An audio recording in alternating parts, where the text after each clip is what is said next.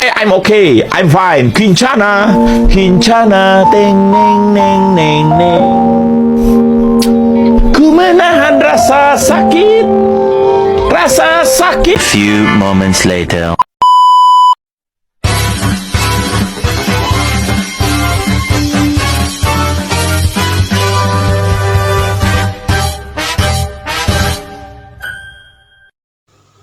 Assalamualaikum warahmatullahi wabarakatuh. Perkenalkan, saya Wahyuni dengan NPM 2211060152. Saya dari kelas D. Baik, di sini saya akan menyampaikan materi tentang media pembelajaran e-learning untuk memenuhi tugas UAS mata kuliah media pembelajaran biologi dengan dosen pengampu Ibu Aryani Dwi Kusumawardani MPD. Baik, saya akan menjelaskan pengertian tentang e-learning.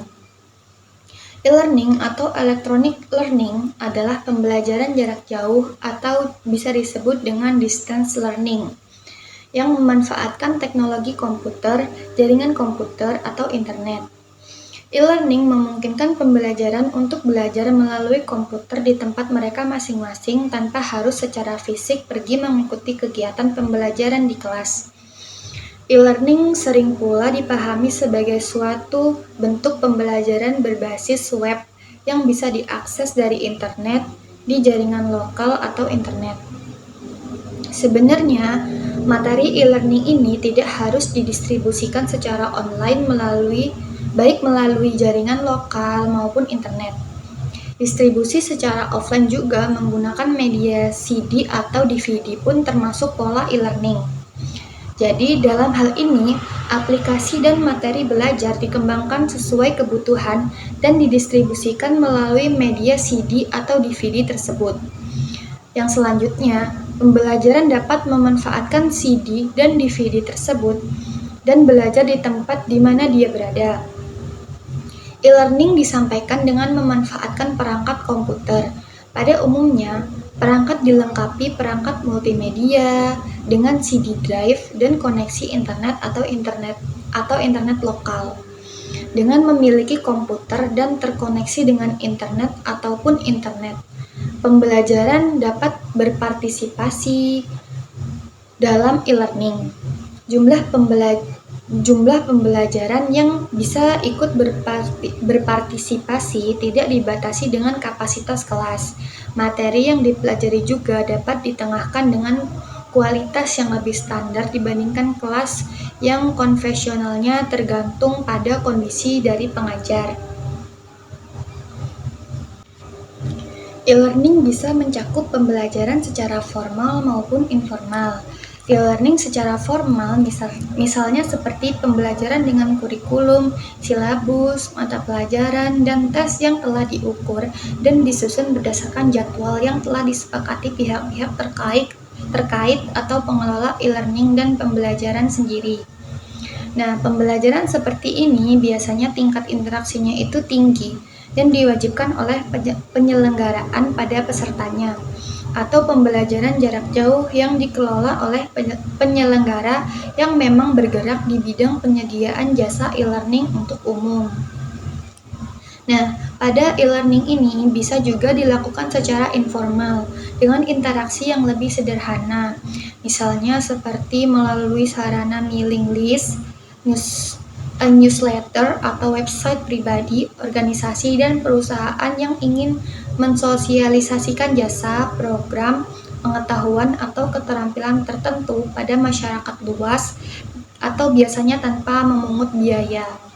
Nah, perkembangan teknologi informasi dan komunikasi yang sangat pesat ini mendorong berbagai lembaga pendidikan memanfaatkan sistem e-learning untuk meningkatkan efektivitas dan fleksibilitas pembelajaran.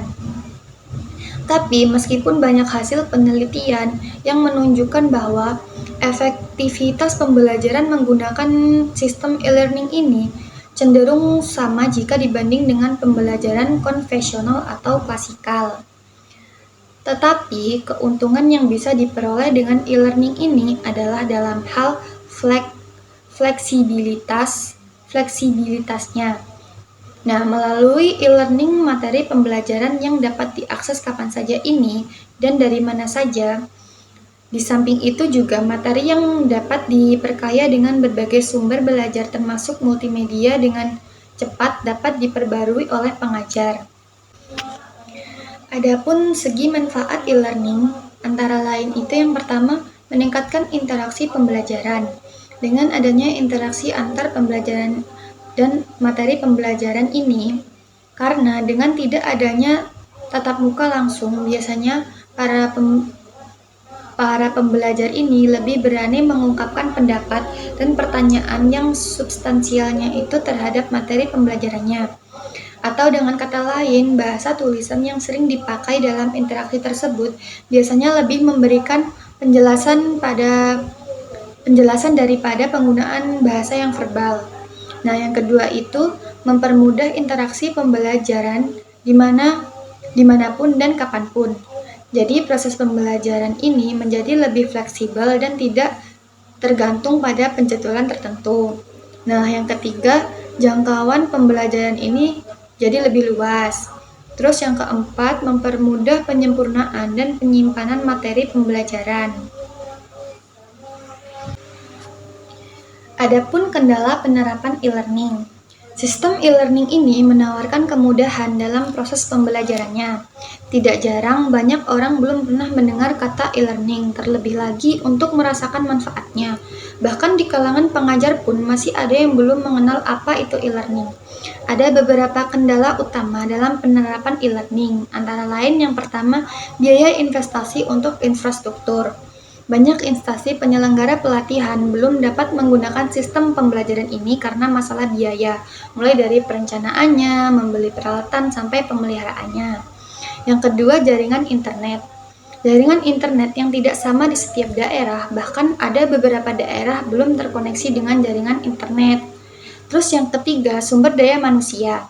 Sumber daya manusia dalam hal ini meliputi penyelenggara, pengajar, dan pembelajar. Masih banyak pengajar, terutama pengajar yang lama, belum bisa menggunakan e-learning dalam pembelajaran karena mereka memang belum pernah mengenal apa itu e-learning dan karena sudah lamanya mereka menggunakan sistem konvensional dari pembelajaran pun masih banyak yang belum bisa menggunakan e-learning secara maksimal. Hal itu karena mereka masih menggunakan cara konvensional yang diajarkan oleh pengajar sebelumnya. Nah, baik, itu saja materi yang dapat saya sampaikan. Kurang lebihnya saya mohon maaf. Saya akhiri, wabillahi taufik wal hidayah. Wassalamualaikum warahmatullahi wabarakatuh.